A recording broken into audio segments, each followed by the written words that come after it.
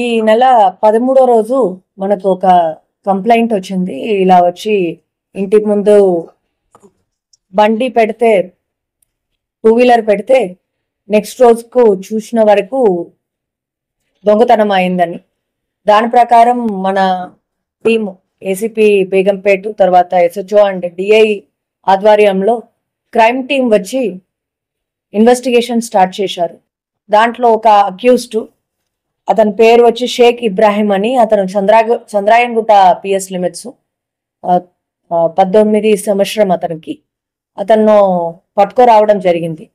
అది CCTV camera verify చేయడం వల్ల, తర్వాత పాత నేరాలు ఎవరైనా ఉన్నారా లేదా అన్నది వెరిఫై చేయడం, ఇదన్నీ చేసిన తర్వాత సీసీటీవీ కెమెరా ద్వారా మనము ఇతను పట్టుకురావడం జరిగింది.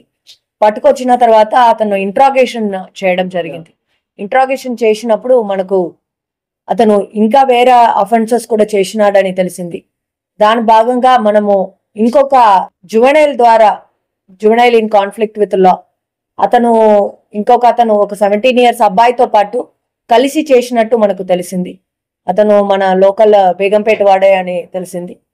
ఇద్దరు కూడా ఏం చేస్తారంటే, బండి దొంగతనం చేసేసి నెక్స్ట్ అది తీసుకుపోయి ఇన్స్టాగ్రామ్ లో రీల్స్ పెట్టడానికి, స్టంట్స్ చేసి రీల్స్ పెట్టడానికి అది వాడుకుంటున్నారు. తర్వాత అమ్మడానికి కూడా ప్రయత్నం చేస్తున్నారని తెలిసింది. దీంట్లో భాగంగా ఒక 9 వెహికల్స్ రికవర్ చేయడం జరిగింది. ఆ 9 వెహికల్స్ లో ఒక వెహికల్ మొత్తానికి డిస్మాంటిల్ చేయడం జరిగింది. అది అన్ని కూడా అమ్మేశారని తెలిసింది. మిగిలిన వెహికల్ అన్ని కూడా మనము రికవరీ చేసేసి దాంట్లో ఉన్న 2 నేరస్తులను కూడా మనము రిమాండ్ చేయడం జరుగుతుంది. తర్వాత దీంట్లో ఉన్న అన్ని వెహికల్స్ వచ్చి వేరే వేరే దిక్కు నుంచి తీసుకొచ్చడం జరిగింది. మన హైదరాబాద్ సిటీలో ఆల్మోస్ట్ అన్ని వెహికల్స్ కూడా 7 వెహికల్స్ కూడా హైదరాబాద్ సిటీలో మనకు దొంగతనం అయింది. ఒక వెహికల్ మాత్రం మనకు సనత్ నగర్ పోలీస్ స్టేషన్ లో అంటే సైబరాబాద్ కమిషనరేట్ లో దొంగతనం అయింది. ఈ అన్ని కేసెస్ కూడా రిజిస్టర్ చేసేసి అతను అన్ని కేసెస్ లో పీటీ వారెంట్ లో తీసుకుపోతాము. ఇది ఇంకా కూడా వేరే అఫెండర్స్ ను కూడా మనము 2 వీలర్ అఫెండర్స్ పైన చాలా ఎక్కువ నిఘా పెట్టడం ఇప్పుడు జరుగుతుంది. ఎందుకంటే ఈ 2 వీలర్ అఫెండర్స్ 2 వీలర్ అఫెన్స్ చేసేసి అది అమ్మడం మాత్రం చేయట్లేదు. ఇప్పుడు అది వాడుకొని వాళ్ళు సెల్ ఫోన్ స్నాచింగ్ కూడా చేయడం జరుగుతుంది అనేది మనకు చాలా ఎక్కువ ఇన్వెస్టిగేషన్ చేసినప్పుడు అన్ని తెలుస్తుంది. చాలా సెల్ ఫోన్ స్నాచింగ్ కేసెస్ కూడా అవుతున్నాయి. అన్ని కేసెస్ లో మనకు పట్టుబడితే వాళ్ళు అందరూ కూడా దొంగతనం చేసిన బైక్ ను ఉపయోగం చేస్తున్నారని మనకు తెలుస్తుంది.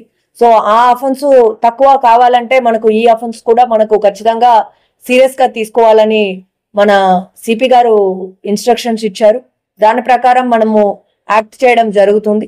అండ్ చాలా మనకు మాన్కాలి మార్కెట్ ఏరియాలో, బికాస్ మనకు రైల్వే స్టేషన్ ఉన్నాయి, బస్ స్టేషన్ ఉన్నాయి, ఆ ఏరియాస్ లో ఇంకా కూడా చాలా ఎక్కువ 2 వీలర్స్ పోతున్నాయి.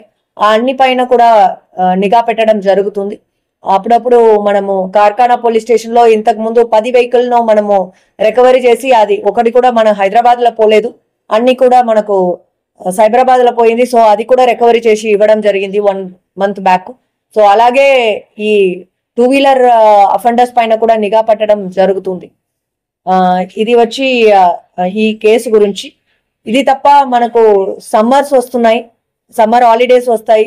April 27th or 28th is the last working day అని అనుకుంటున్నారు. సో ఆ తర్వాత అందరు కూడా ఒక విన్నపం ప్రజలకు అందరికి, వాళ్ళు అందరు కూడా బయట ఊరు పోతారు.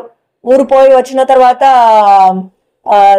బైక్ దొంగతనం అయింది, లేదంటే కారు దొంగతనం అయింది, లేదంటే టైర్ దొంగతనం అయింది, లేదా ఇంట్లో దొంగతనం అవుతుందని చెప్పి వస్తారు.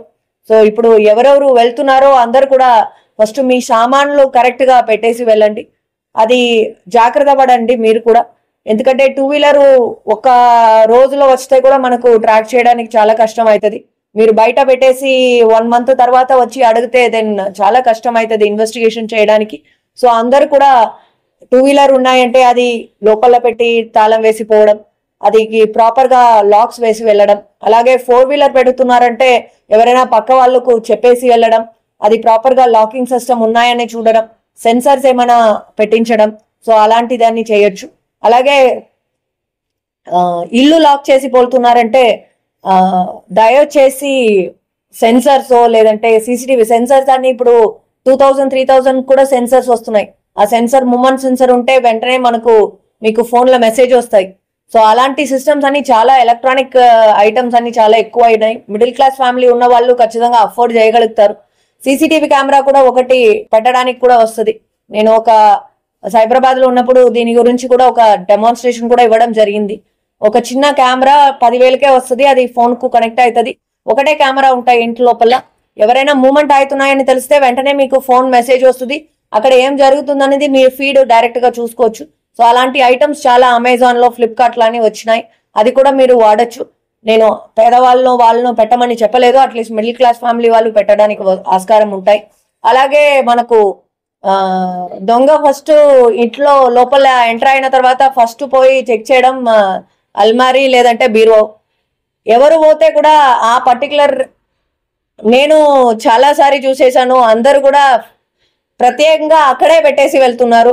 చాబీ బెడ్ లోపల బెడ్ దగ్గర ఉంటాయి, బెడ్ ఇది కింద ఉంటాయి, లేదంటే అల్మారాలో ఉంటాయి. సో అది కాకుండా అల్మారాలో బీరువాలో పెట్టకుండా వేరే దగ్గర పెట్టేసి పోండి. అట్లీస్ట్ దొంగలకు వెతకడానికి టైం ఇవ్వండి.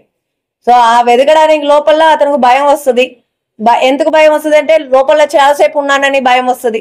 సో దానివల్ల కూడా దొంగతనం చేయకుండా బయట రావడానికి ఛాన్సెస్ ఉంటాయి. సో డైరెక్ట్ గా అల్మరా ఏమైనా పెట్టిపోతున్నారంటే అల్మరాలో పెట్టిపోవద్దు. ఇన్ కేసు పెట్టియే పోవద్దని చెప్తాం. డబ్బులు ఉన్నాయంటే బ్యాంక్ లో పెట్టేసి వెళ్ళండి.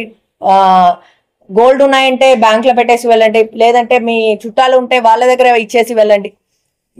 ఇంటికి ఊరికే తీసుకుపోతున్నారంటే ఇంకా జాగ్రత్తగా తీసుకుపోండి. రైల్వేస్ లో పోతున్నప్పుడు, బస్సులో పోతున్నప్పుడు కూడా దొంగతనం అవుతుంది.